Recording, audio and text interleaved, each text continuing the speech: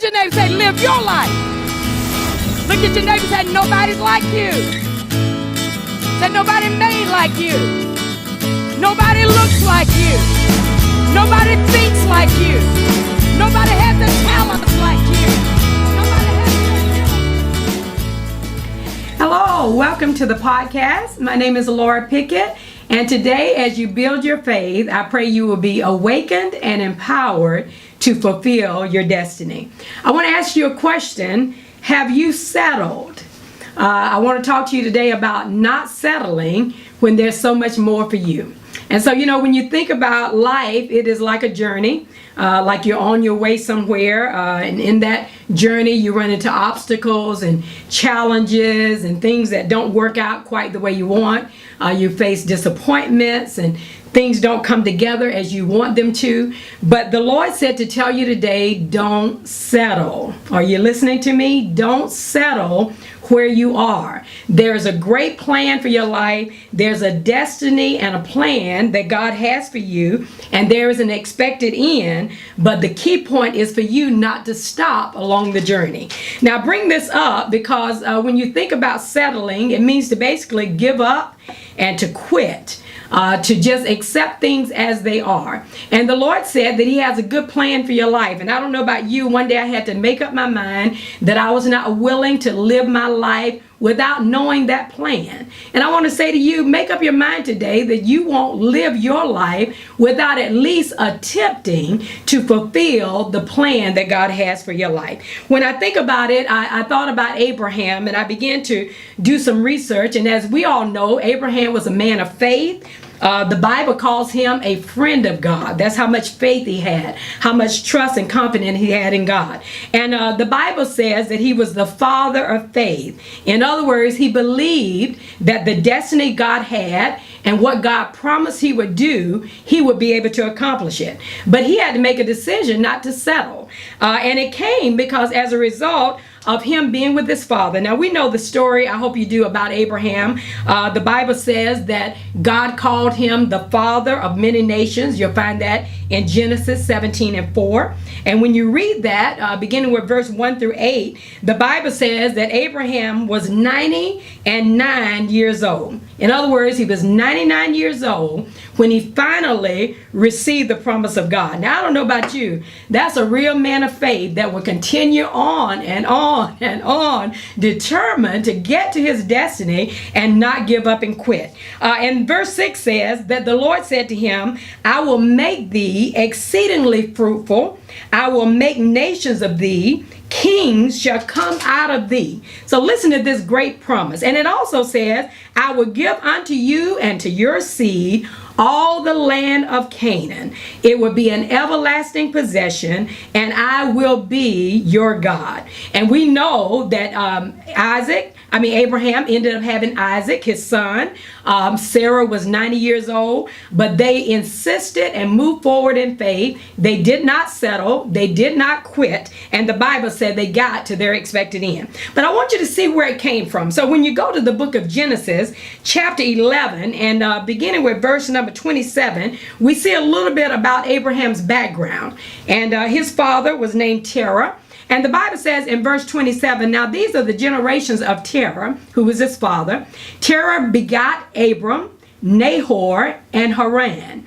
And Haran begot Lot. And verse 28 says, and Haran died before his father, Terah, in the land of his nativity, which is in earth. So in other words, Terah, which was the father, lost one of his sons who died. And then the Bible goes on to say in verse 29, and Abram and Nahor, who was his brother, took them wives. And it says the name of Abraham's wife, as we know, was Sarah. And the name of Nahor's wife was Milcah, the daughter of Haran, the father of Milcah, and the father of Isaac. And then verse 30 says, but Sarah was barren. She had no child. And Terah, listen to this now, verse 31, real key. And Terah took Abram, his father, and Lot, the son of Haran, his son's son, and Sarah, his daughter-in-law, his son Abram's wife, and they went forth from the Ur of Chaldees to go into the land of Canaan. So I need you to hear it. Terah took off with Abraham, his wife, and his grandson Lot, and started to go to the land of Canaan, the promised land that God had for them. But then here's what happened, and you come to it in verse number 31 at the end. It says, and they came unto Haran, which was a place, and they dwelt there. The Amplified said they settled there. I need you to hear me. So now we got one son who died. We got another son, Nahor, who was left in the place where he was, and Abram was the only one that went with his father. And then it said the father gave up and died. As a matter of fact, the Bible says he died in the land of Haran. So he never made the promise. But thank God for faithful Abraham, because the Bible says Abraham went on, and the Bible said in Genesis chapter 12, verse number 1, God told him, Abram, go for yourself, for your own advantage. In other words, leave your father's land, leave your country, leave your kindred, leave everything behind, and go to the land that I promised you. In other words, Abram, don't settle. I've got a good plan for your life. Now, I don't know what your name is today. I don't know who I'm talking to, but I am talking to you, and the Lord said to tell you, do not settle. This word settle means dwell there. It means to sit down. Are you listening to me? Just sit down where you are. It means to remain. It means to ease yourself, to tarry, to stay. In other words, God is saying, I give you these goals. I'm giving you this destination. I'm giving you dreams. I'm giving you desires. I'm giving you a purpose, but you've got to make a decision not to sit down on it. You got to make a decision that you won't go the easy route. You won't ease yourself. You won't just kind of, just hang out in Canaan, or just hang out, in Haran. Just stay where you are. Just, put up with life and do what you want to do. I hear the Lord say, are you settling for less than what I have? In other words, are you settling for a job when I called you to own your own company? Are you settling to be a background vocalist when I really made you a leader? Are you settling to be an employee when I made you an employer? Are you settling for a field instead of the garden where the blessings will flow? In other words, you have to make a decision not to settle. Now, I want to say that I know what I'm talking about, because I had to make that decision one day in my life. And I want you to know I was in a place of ease, had a good job, good income, all the benefits, vacations paid, everything was going good. But I had to decide, is this all that God has for me, or is there more? The Lord said there is more. And I made up my mind, this 9 to 5, yes, I know what I'm going to get on the 1st and the 15th. It's guaranteed. I know about vacation. I know how much money I'm going to make. I know the benefits will be there. But there came a point that I said, I'm not going to settle here. I'm going to go for my advantage. I'm going to step out in faith. If I fail, I fail. If I mess up, I mess up. But I'm not going to go through life on this journey and never figure out why I'm here. In other words, I'm going to do what Abraham did. I'm going for my advantage. As a matter of fact, the Amplified said, go for yourself. Are you listening to me? Go for yourself. And now this is real key, because sometimes your family won't understand.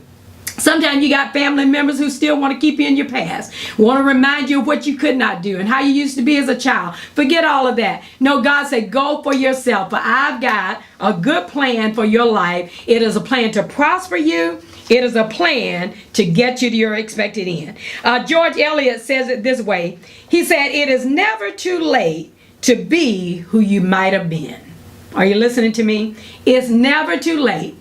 Abraham was 99 years old, but he became what God told him to be. Sarah was 90 years old carrying a baby, but she did what God called her to do. Remember, it's never too late to be who you might have been. I want to encourage you today, don't settle where you are. Don't sit down. Don't take the easy road. Go for what God has for you. Amen. I encourage you to get my products. These resources I know will be a blessing to you. I wrote this book a few years ago, and it ended up being my personal testimony of how God brought me out of a place that was an ease place. It was a good place, but was not my destiny. And I had no idea what kind of life he had for me. But I'm telling you, my life took off, and I've done things, and I've lived in things and received things that I had never even dreamed of, because God had so much more for me like he has for you. So I encourage you, get this book called Don't Miss Your Destiny. You'll find in it enemies that hold you back, the key to getting in the presence of God so you can hear his voice and the things that he has for you. This book will be a blessing to you. And then a teaching I did, a 5-tape series dealing with the steps to your destiny. This will walk you through things that you need to do on a regular basis that will begin to usher you in to the great plan that God has. And then a DVD I did, this message will change your life, is the courage to be you. Because sometimes you're just not afraid, you're afraid that I maybe can't do what God called me to do. But God said, be courageous, for I've got a good plan for your life and you can do it. So I encourage you to visit our website, join the YouTube channel, become a subscriber, join me on Facebook, share it with a friend, and let's get on this journey to live the great life God has for us. I don't know about you, I'm not going to settle till I get to my expected end. I love you. See you next time. God bless you. Bye-bye.